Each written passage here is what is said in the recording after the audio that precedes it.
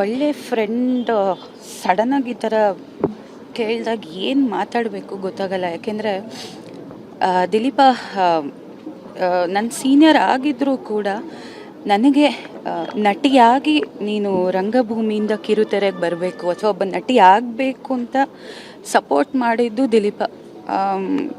College ಡೇಸಲ್ಲಿ ಪಾಪ ನಟರಂಗದಲ್ಲಿ ನಾವು ಒಟ್ಟಿಗೆ ಆ್ಯಕ್ಟ್ ಮಾಡ್ತಾಯಿದ್ವಿ. ಅವನು ರಿಹರ್ಸಲ್ಸ್ ಆದಮೇಲೆ ಸೇಫಾಗಿ ಕರ್ಕೊಂಡು ಬಂದು ನಮ್ಮ ಅಮ್ಮಂಗೆ, ಆಂಟಿ ನಮಿತಾನ ಸೇಫಾಗಿ ಮನೆಗೆ ಬಿಟ್ಟಿದ್ದೀನಿ, ರಿಹರ್ಸಲ್ ಆಯಿತು, ಚೆನ್ನಾಗಾಯಿತು, ಬಟ್ ಯಾವುದೇ ಕಾರಣಕ್ಕೂ ನಟನೆ ಅವಳಿಗೆ ಅದಾಗದೇ ಬಂದಿದೆ, ಬಿಡೋದಕ್ಕೆ ಹೋಗಬೇಡಿ ಅಂತ ಅಮ್ಮಂಗೆ ಹೇಳಿದವನು ದಿಲೀಪ. ಯಾಕೆಂದರೆ ನನಗೆ ಹೊಸದು, ನಮ್ಮ ಮನೆಗೆ ನಮ್ಮ ಇಂಡಸ್ಟ್ರಿ ಹೊಸದಿತ್ತು. ಬಟ್ ದಿಲೀಪಂಗೆ ನಾನು ಏನಂತ ಹೇಳಿ ಗೊತ್ತಾಗ್ತಾ ಇಲ್ಲ. ಇವತ್ತು ಇಂಥ ಒಂದು ಬೆಳಗ್ಗೆ ಎದ್ದ ತಕ್ಷಣ ರಾಯರ್ ಫೋಟೋ ನೋಡಿ ನನಗೆ ಅಭ್ಯಾಸ, ಅದಾಗ್ತಿದ್ದಂಗೆ ಮೆಸೇಜ್ ನೋಡಿದ್ರೆ ಈಸ್ ನೋ ಮೋರ್. ಏನು ರಿಯಾಕ್ಟ್ ಮಾಡಬೇಕು, ಏನು ಅರ್ಥವೇ ಆಗ್ತಾ ಇಲ್ಲ.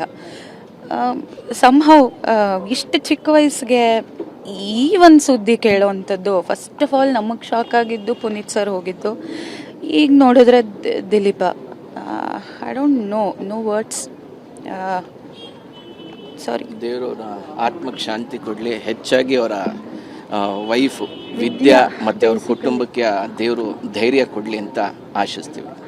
ಬಿಕಾಸ್ ವಿದ್ಯಾ ಹಾಗೂ ದಿಲೀಪ ಎಷ್ಟು ಕಷ್ಟಪಟ್ಟು ಮನೆಯಲ್ಲಿ ಹೊಡೆದಾಡಿ ಅವರಿಬ್ಬರು ಕಷ್ಟಪಟ್ಟು ಇಬ್ಬರು ಪ್ರೀತಿಸಿ ಮದುವೆ ಆದರು. ಅಲ್ಲಿಂದ ನಾನು ಅವರಿಬ್ಬರನ್ನ ನೋಡ್ತಾ ಇರೋದು.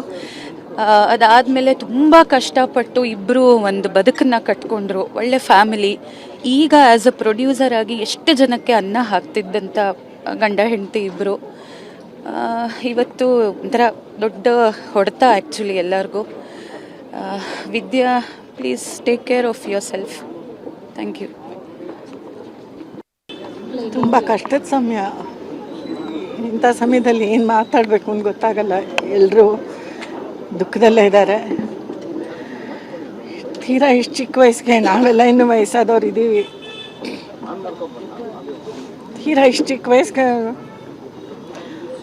ಅವನು ಹೋಗ್ತಾನೆ ಅಂತ ಖಂಡಿತ ಅಂದ್ಕೊಂಡಿರಲಿಲ್ಲ. ಅವನು ತುಂಬ ಒಂದು ಆರೋಗ್ಯದ ಬಗ್ಗೆ ಕಾಳಜಿ ವಹಿಸ್ತಿದ್ದ. ಯಾವುದನ್ನು ಅತಿಯಾಗಿ ಮಾಡ್ತಾ ಇರಲಿಲ್ಲ. ತುಂಬ ಯಾವಾಗಲೂ ಬ್ಯಾಲೆನ್ಸ್ಡ್ ಆಗಿರ್ತಿದ್ದ. ಆದರೆ ಅವನ ಕೆಲಸದ ಬಗ್ಗೆ ಮಾತ್ರ ಅವನು ವಿಪರೀತ ಶ್ರದ್ಧೆ. ಯಾವುದೊಳಗೂ ಕಾಂಪ್ರಮೈಸ್ ಮಾಡ್ಕೋತಾನೆ ಇರಲಿಲ್ಲ. ತುಂಬ ಒಳ್ಳೆ ನಟ, ಅದು ಎಲ್ರಿಗೂ ಗೊತ್ತಿರೋ ವಿಷಯ. ನಮ್ಮ ಮಧ್ಯೆ ನಾನು ಅವನಿಗೆ ತಾಯಿ ಆಗಿದ್ದೆ ಹಿಟ್ಲರ್ ಕಲ್ಯಾಣದಲ್ಲಿ. ಇವತ್ತಿಗೂ ಎಲ್ಲಿ ಹೋದರೂ ಏಜೆ ತಾಯಿ ಅಂತಾನೆ ನನ್ನನ್ನು ಕರೀತಾರೆ. ಏನಂತ ಕರೀತಾರೆ ಇವಾಗ? ಅವ್ನು ಹೋಗೋ ವಯಸ್ಸಲ್ಲ ಇದು. ಅದು ಇಷ್ಟೊಂದು ಆರೋಗ್ಯದ ಬಗ್ಗೆ ಕಾಳಜಿ ಇಟ್ಕೊಂಡವರು ಹೀಗೆ ಹೋಗ್ತಾರೆ ಅಂದರೆ ಏನು ಕಾಳಜಿ ವಹಿಸೋದು ಅನಿಸ್ಬಿಡುತ್ತೆ ನನಗೆ. ವಿದ್ಯಾ ನೋಡಿದ್ರೆ ತುಂಬ ಆತಂಕ ಆಗ್ತಾ ಇದೆ. ಅವಳು ತುಂಬ ಧೈರ್ಯಸ್ಥೆ, ಆದ್ರೆ ಇವಾಗ ಧೈರ್ಯ ಕಳ್ಕೊಂಡು ಕೂತ್ಬಿಟ್ಟಿದ್ದಾಳೆ. ಅವಳ ಮಕ್ಕಳಿಗೆ ವಿದ್ಯಂಗೆ ಎಲ್ಲ ಆ ದೇವರು ಧೈರ್ಯ ಕೊಡಬೇಕು, ಶಕ್ತಿ ತುಂಬಬೇಕು. ದಿಲೀಪ್ ಅಂತ ಡೈರೆಕ್ಟ್ರ್ ಈ ಕಾಲದಲ್ಲಿ ಈ ಯೂತಲ್ಲಿ ಸಿಗ್ತಾರೆ ಅನ್ನೋದು ಒಂದು ಸ್ವಲ್ಪ ಮರೀಚಿಕೆನೆ ಈ ಕಾಲಕ್ಕೆ. ಅಂತ ಒಳ್ಳೆ ಡೈರೆಕ್ಟ್ರ್ ಕೂಡ, ಒಳ್ಳೆ ನಟ ಕೂಡ, ತಾನು ಮಾಡೋ ಕೆಲಸದ ಬಗ್ಗೆ ತುಂಬ ಪ್ರೀತಿ ಶ್ರದ್ಧೆ ಎಲ್ಲ ವಹಿಸ್ತಾ ಇದ್ದ. ನಿಜವಾಗ್ಲೂ ಇದು ನಷ್ಟನೇ.